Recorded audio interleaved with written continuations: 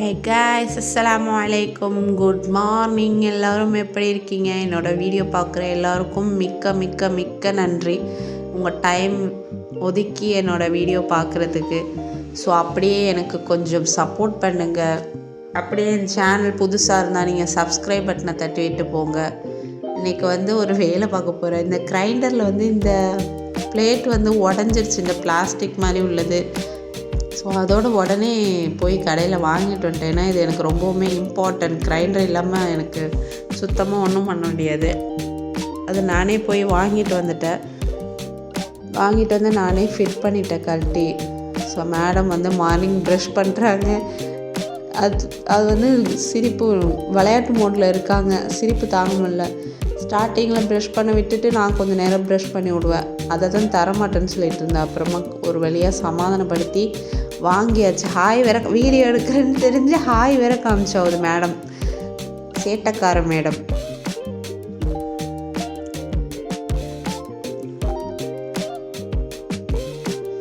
So ஒரு வழியாக madam குளிச்சுட்டு ரெடி ஆகிட்டாங்க.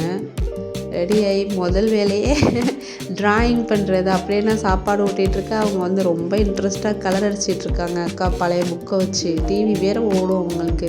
ஆனால் டிவி பார்க்க மாட்டாங்க. அது பாட்டுக்கு ஓடும், இவங்க பாட்டுக்கு இங்கே விளையாடிட்டு இருப்பாங்க.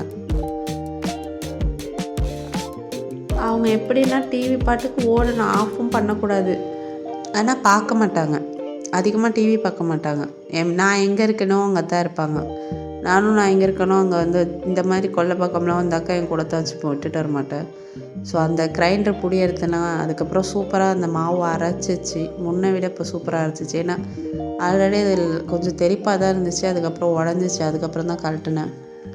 மேடம்க்கு தூக்கம் வந்துடுச்சு, நல்லா தூக்கம் வந்துடுச்சு. சரி தொட்டியில் போட்டு ஆட்டி பார்ப்போன்னு, அது அவளுக்கு கம்ஃபர்டபுளாக இல்லை. சரி இப்போ உள்ளே தூங்க வச்சுட்டு தான் வரணும். ஸோ மாவெல்லாம் அரைச்சி எடுத்துகிட்டு உள்ளே போயாச்சு. இப்போ இந்த பாத்திரத்தையெல்லாம் எடுத்து வைக்கணும். டிவி பாட்டுக்கு ஓடிட்டு இருக்குன்னு சொன்னல. சரி சும்மா ஏன் பொம்மை ஓடணும், நம்ம பாட்டுக்கு பாட்டு கேட்டுக்கிட்டே இந்த பாத்திரத்தை விளக்குவோம். அப்போ தான் கொஞ்சம் டைம் போகிறது தெரியாது, அலுப்பு தெரியாது. அதனால் அப்படியே பாட்டை போட்டுக்கிட்டே பாத்திரத்தையும் விலைக்கு முடிஞ்சிட்டேன். இந்த வெயிட் ஸ்கேல் வெளியிலே கிடந்துச்சு. மேடம் எடுத்து விளையாடிட்டு இருப்பாங்க, அதை உடச்சிருவா. அதனால தான் பேக் பண்ணி உள்ளே வச்சுட்டேன். குட்டி பாப்பா முழிச்சிட்டா. நிலக்கடலையெல்லாம் வாங்கிட்டு வந்திருந்தேன். ஸோ ஸ்நாக்ஸுக்கு சாக்லேட்டாக சாப்பிட்டுட்ருக்கு. மச்சி வாங்கிட்டு வந்ததெல்லாம் அது சாக்லேட்டாக கேட்டுட்ருக்கா. ஸோ நிலக்கடலை வாங்கிட்டு வந்தால் சாப்பிடுவாங்க. அதை போட்டு ஒரு கோப்பையில் போட்டு கொடுத்தா அவங்க பாட்டுக்கு கீழே மேலாம் கிடக்கும். என்ன பண்ணுறது, அப்படி உட்கார வச்சுட்டு வந்துடுவேன் நைஸாக. ஸோ மாவு வேலை முடிஞ்சு. இதை க்ளீன் பண்ணி எடுக்கிறது, இந்த இடத்த கழுவிடணும். அதான் சொன்னெல்லாம் பின்னாடியே வந்துடுவாங்கன்னு வந்துட்டாங்க. பாட்டுக்கு உட்காந்துருப்பா, டிஸ்டர்ப்லாம் பண்ண மாட்டா. மாவை அரைக்கிறது கூட கஷ்டம் இல்லை. அதை அள்ளி இந்த மாதிரி அந்த இடத்த க்ளீன் பண்ணுறது தான் சிரமம். எனக்கு சிரமம்.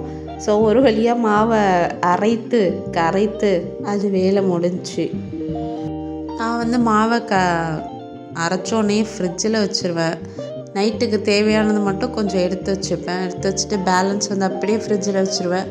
ஸோ எனக்கு மாவு புளிக்காது, அப்படியே இருக்கும் ஒரு வாரமானாலும்.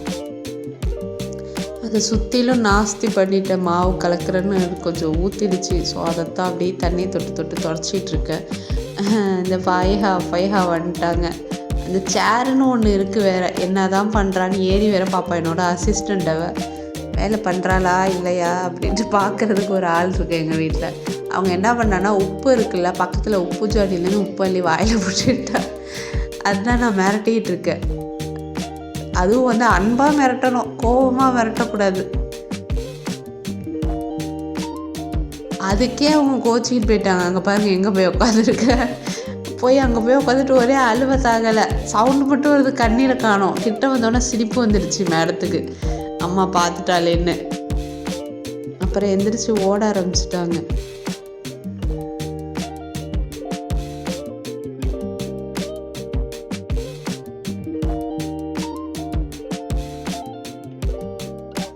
அதுக்கப்புறம் கொஞ்சம் லேட்டாக தான் கண்ணீர் வந்துச்சு. தூக்க சொல்லிட்டாங்க. நானே திட்டி நானே சமாதானப்படுத்திட்டேன். ஸோ அதுக்கப்புறம் லன்ச்சு ரெடி ஆயாச்சு. உருளைக்கிழங்கு கத்திரிக்காய் போட்டு ஃப்ரை, அப்புறம் பீட்ரூட் பொரியல். ஸோ எனக்கு ரொம்பவுமே பிடிச்ச உருளைக்கிழங்கு ஃப்ரை சாப்பிட்டு முடிச்சாச்சு. இது ஈவினிங். குட்டீஸ் வந்துடுச்சு, ஸ்கூல் விட்டு குட்டி வந்துட்டா. ஸோ அவங்களுக்கு ஹார்லிக்ஸ் போட்டு கொடுக்கணும். ரொம்ப நேரம் ஆச்சு. விளையாடிட்டு இப்போ தான் தொழுதுட்டு இந்த வேலை பார்க்க வந்தாச்சு. ஸோ எனக்கு பிடிக்காது இந்த ஹார்லிக்ஸ் பூஸ்ட்லாம். நம்மளுக்கு எப்போயுமே டீ தான். மகரிப் டைம் வந்துடுச்சு. இன்றைக்கி வெள்ளிக்கிழமை ராவு. ஸோ பத்தி ஏற்றி வச்சுட்டு தொழுவணும். ஃபாய்ஜா பள்ளிக்கு அனுப்பி வைக்கணும். மழை இல்லைன்னா அனுப்புவேன், மழை பெஞ்சா அனுப்ப மாட்டேன். என் பொண்ணுக்கு வெள்ளிக்கிழமை ராவு ராத்திரிக்கு போகிறதுனா ரொம்ப பிடிக்கும். ஜாலியாக போவாங்க, போக மாட்டான்னு சொல்லாமல். அந்த மார்னிங் பள்ளிக்கு போகிறதுக்கு தான் அடம் பண்ணுவாங்க.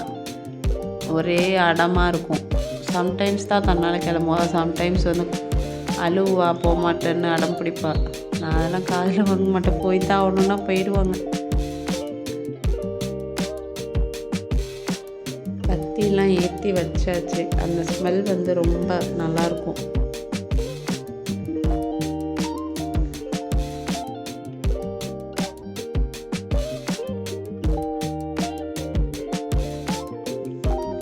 வாசல்லையும் லைட்டு போட்டு விட்டாச்சு.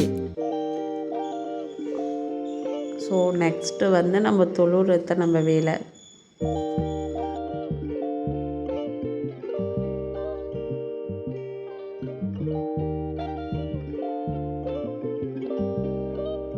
தொழுதுட்டு ஓதிட்டு அதுக்கப்புறம் என்ன வேலை, நைட்டு என்ன டின்னர், அதான் வேறு என்ன வேலை.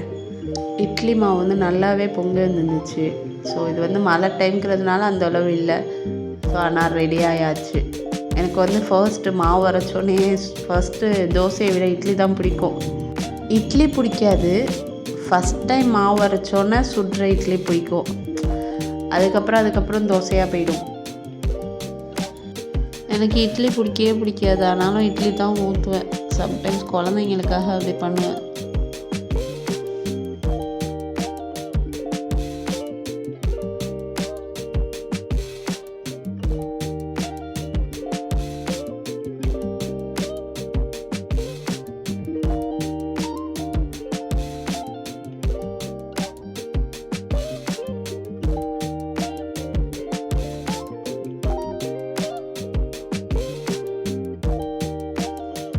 ஸோ இட்லி ரெடி ஆயாச்சு, வாங்க சாப்பிடலாம். இது குஷ்பு இட்லிலாம் கிடையாது.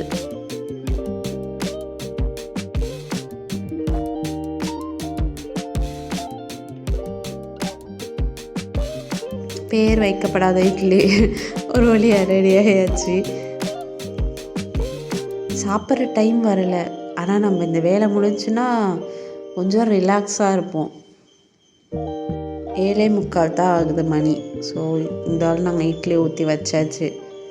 சீக்கிரமாக சாப்பிட்டு சீக்கிரமாக தூங்கலான்னு ஒரு நினப்பு தான். மேடம் என்ன பண்ணுறேன்னா, அக்காவோட ஸ்கூல் பேக்கை தூக்கிக்கிட்டு வர்றா, திறந்து கொடுன்னு. நான் திறந்து தர மாட்டேன்னு சொன்னோன்னே கோச்சிக்கிட்டு போயிட்டாங்க. பேக் எழுத்து அது காமெடியாக இருந்துச்சு போகிறத பார்த்து. ஃபாய்தான்னு கூப்பிட்டுட்டு இருந்தேன். அவன் கவனிக்கவே இல்லை, டிவி பார்த்துட்டு உட்காந்துருக்கா. ஸோ அவ்வளோதாங்க, இன்றைய நாள் இப்படி தான் எனக்கு ஜாலியாக போச்சு. நெக்ஸ்ட் வீடியோவில் பார்ப்போம். இந்த சேனலை ஃபர்ஸ்ட் டைம் பார்க்குறீங்கன்னா மறக்காமல் சப்ஸ்கிரைப் பட்டனை தட்டி விட்டுப்போம்.